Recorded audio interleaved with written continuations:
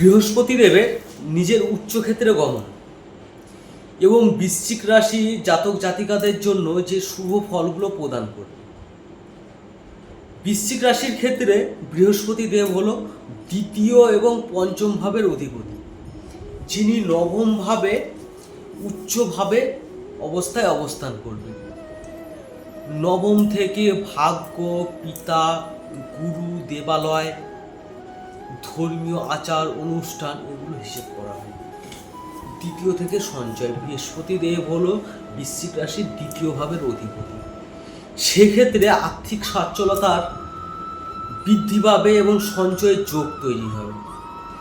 ধর্মীয় বিষয়ে আগ্রহ, তীর্থযাত্রা, গুরুর আশীর্বাদ, গুরুজন ব্যক্তিদের সাহায্য লাভ, এই বিষয়গুলো বৃশ্চিক রাশির ক্ষেত্রে হবে।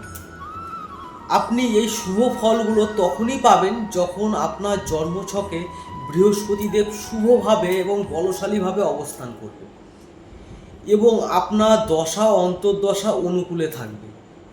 আপনার জন্মছকে বৃহস্পতিদেব শুভভাবে অবস্থান করছে তো?